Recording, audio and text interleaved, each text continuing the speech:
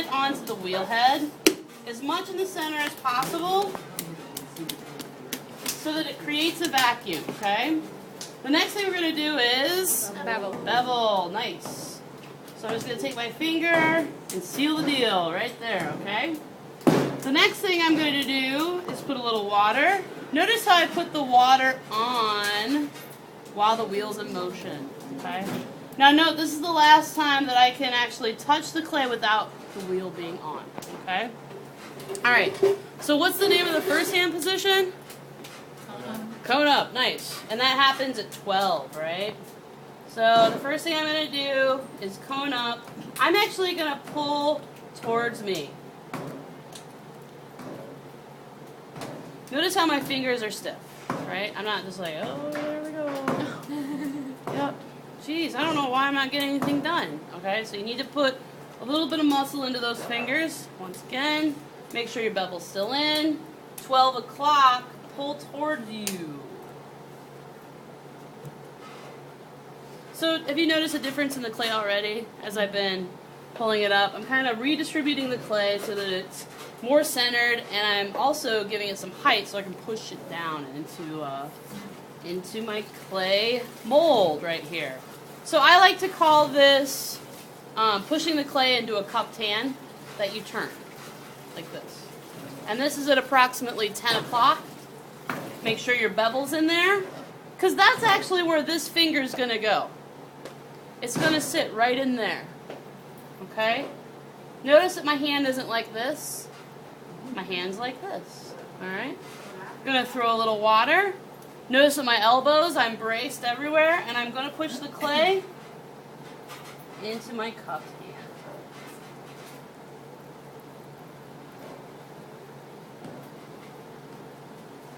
Okay? So I feel this isn't centered perfectly yet, right? You can feel that little wiggle at the bottom, so I'm going to do it again. Here we go. Cone up. Just do it 3 to 5 times. At least. If you still are having problems, more. Okay? Yep. Pulling the cone towards me. Uh-oh. I'm getting a little bowl shape. Does anybody remember how to get rid of that? Yeah, just Index finger down, thumb over.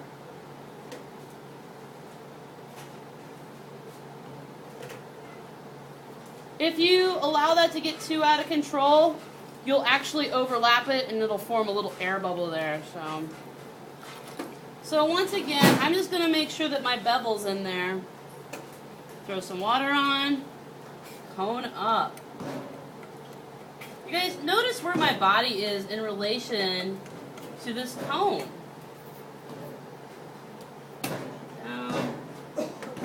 I'm like on top of it. Okay? So you've noticed a difference from the first time that I slammed it on to the wheel head, right?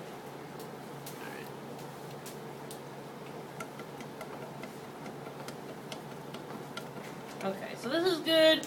I'm going to go ahead, put my bevel in. What's the next part of the process? Push clay into a cupped hand. Cup hand, turn to the side, insert pinky, push clay into cupped hand.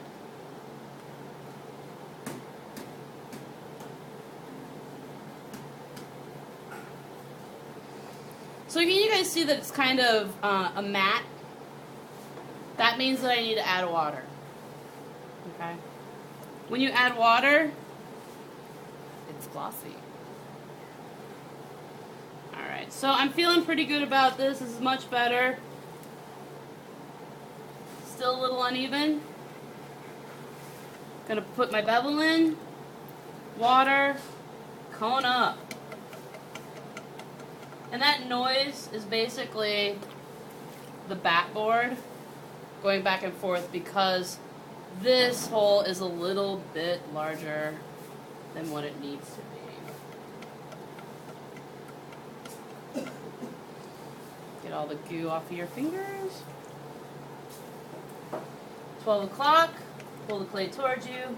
Remember, stiff little fingers. You're getting a little bowl form. Push down and over. Put the bevel in. water.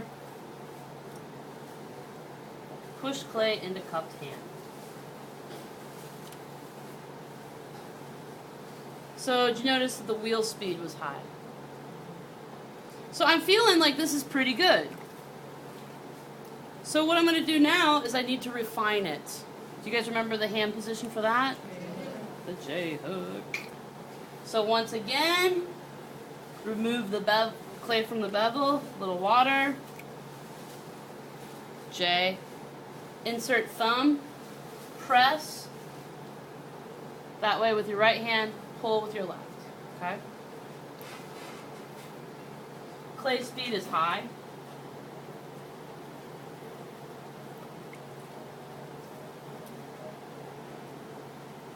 I'm actually kind of pressing in with my pinky and ring finger, like that.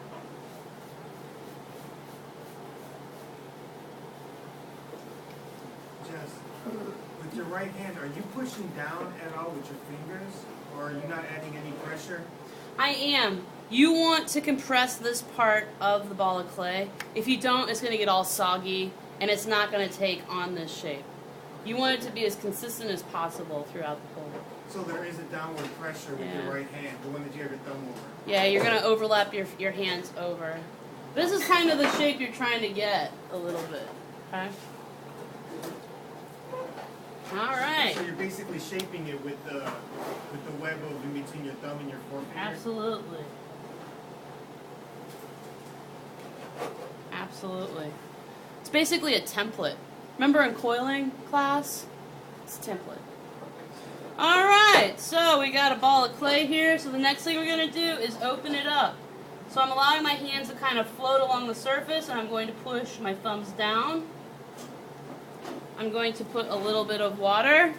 Actually, when you first push them down, they're better at an angle, though, rather than straight down, aren't they? Probably, yeah, like the first half of an inch. And then the next part is just straight down until you get about a quarter of an inch, half inch, actually about a half inch from the bottom. Press the lip. So, what tool do I use to check the thickness of the bottom? Needle. Awesome. So I'm going to press the needle tool until I feel the bottom. Remove it. That's still a little thick. Ideal is about here. So I need to continue to push the clay down a bit. Stop the wheel completely. Do the same thing. I'm going to press it down just a bit more.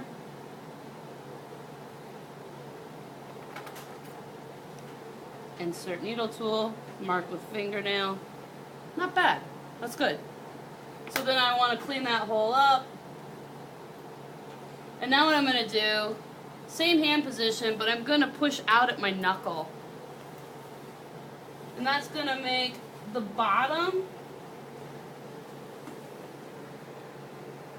of the wall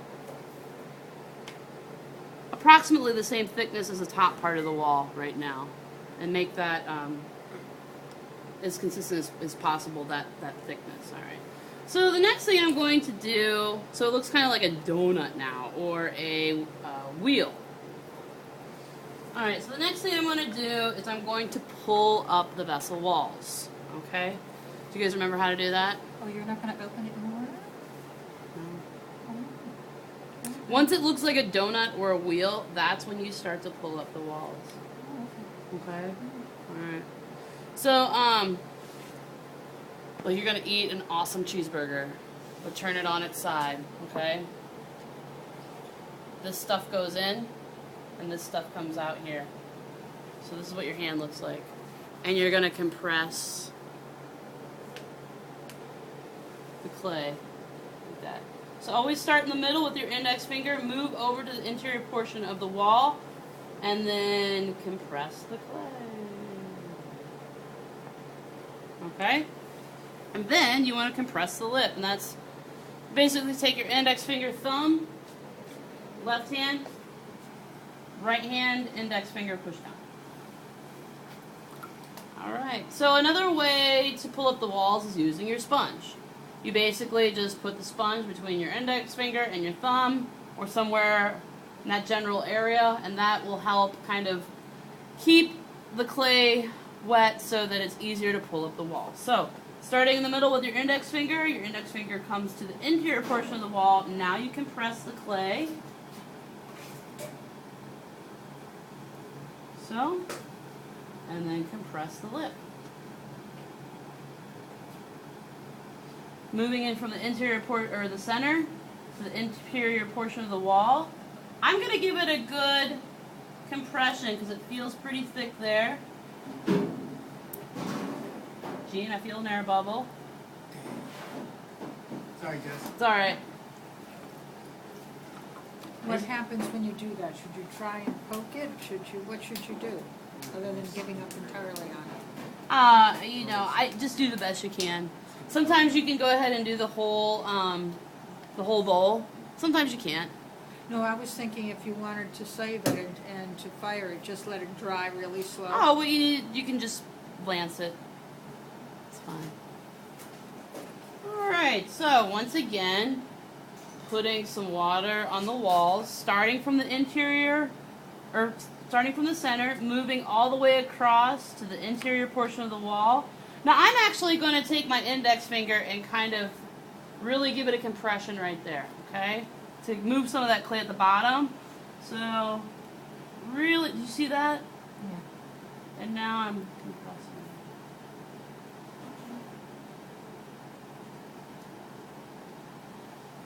Clean up the water at the bottom so I can see what's going on down there. Alright, so at this point, I want to start thinking about the shape, right? And this is the fun part because you guys, I encourage you to experiment. Just remember that you don't want it to be too thin at this part. If it's too thin here, then it can't support this weight here, okay? So, I'm going to start to kind of move to the right, which is going to open the vessel up, alright? Water. Notice you don't want the wheel speed too fast, okay? You want to slow it down quite a bit from when you're centering. Centrifugal force wants to pull. So if you're not careful, you're going to have plates instead of bolts, okay? So always start in the center of your pot, move to the interior portion of the wall, and I'm going to pull to the right. Lane. Alright, so you can see how that affected the piece, right? It's starting to open up. Does anybody have any questions so far? Jamie, you look tired. I just Got hit? Yep. And are you being hypnotized by the Maybe. wheel? Alright. Okay. So starting in the middle, moving all the way to the side, compressing.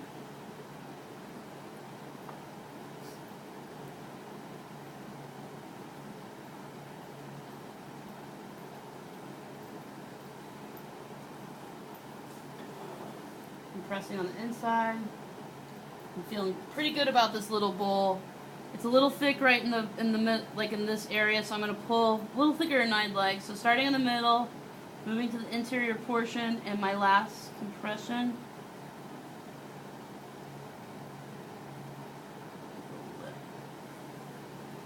And it's kind of, you have the option to clean it up and remove the finger rings if you want to. I don't mind them so much.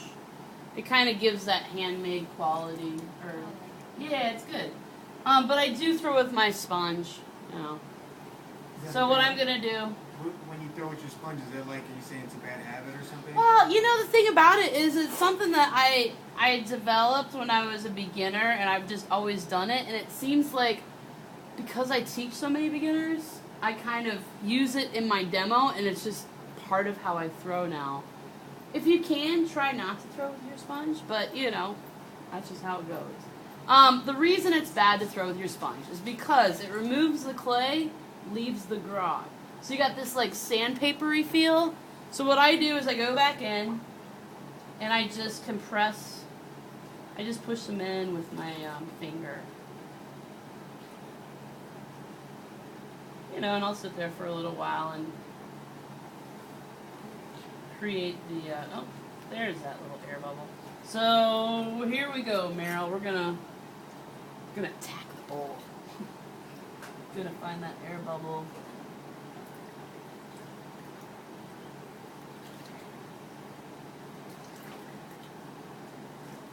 And so now I'm just gonna compress. There it's done. Okay, good aim. Yeah, right.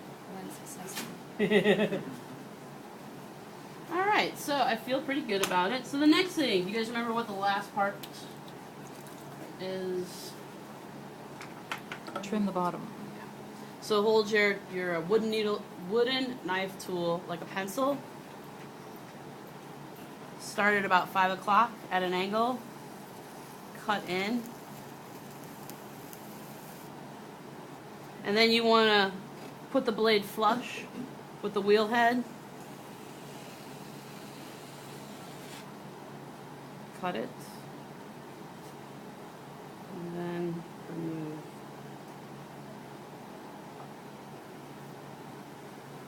All right. So remove it from the wheel. Ring of water, not ring of fire. Wire tool, not a weapon. Pull it taut. Make sure that it's in the middle of your thumbs, like so. Pull towards you. I usually pull, turn a quarter, and just keep doing this until you see the bowl move. And then you can either use your pot lifters, or you can, take it off that way. Does anybody have any questions? All right.